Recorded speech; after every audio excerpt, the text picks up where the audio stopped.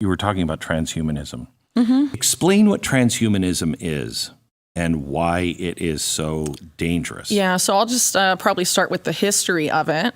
So there was a man named Julian Huxley. He's the brother of the famous author Aldous Huxley. He was president of the British Eugenics Society. The United Nations is created after World War II. He is put in charge of UNESCO. In writing his vision for UNESCO, Julian Huxley says about eugenics, we need to make the unthinkable thinkable again. 10 years later, he coins the term transhumanism in a book called... Did he read his brother's work?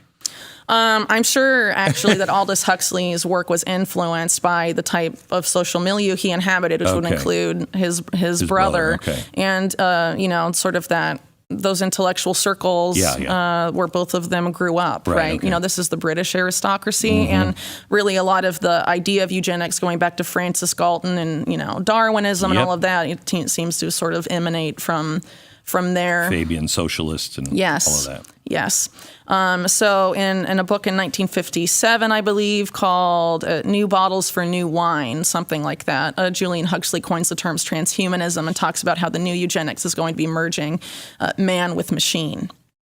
So this is basically eugenics rebranded, and a lot of people that funded eugenics causes of the past, like the Rockefeller family, are, big proponents of transhumanism today. If you look, for example, at the new head of the FDA, who very few people have bothered to look into, Robert Califf, he's a former Google Health executive.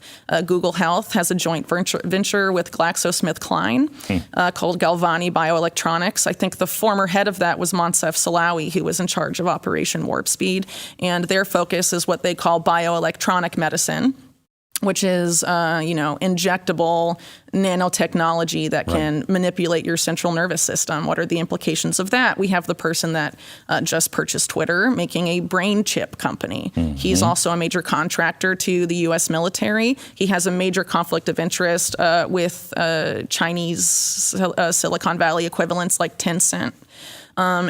He says, and I love this, he says, that's one of the reasons why I want to get off the planet. He says his work is to find a way to compete against the transhumanistic, folly. You don't believe that at all? I don't buy it. No. If you look at that company, they had animal trials. Many of the monkeys that was tested and died after the brain chip was put in. If that were my company, I would reformulate everything or shut it down if it was going to kill that many animals. But it's already moved into human trials.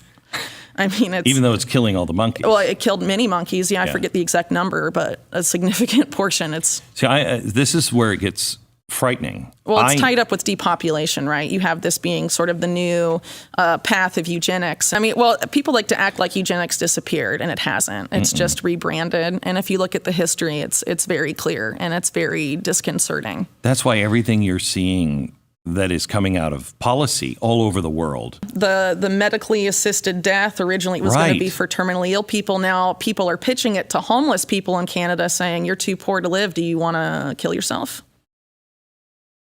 How do we not remember what happened last time? Well, I think some of these people, you look at the Rockefellers, they funded what happened last time. Yeah. A lot of that money that was used to set up the Nazi eugenics program came from the Rockefeller Foundation, and that's a matter of record. They've tried to go back and say, oh, we're sorry, but they're funding a lot of this stuff now.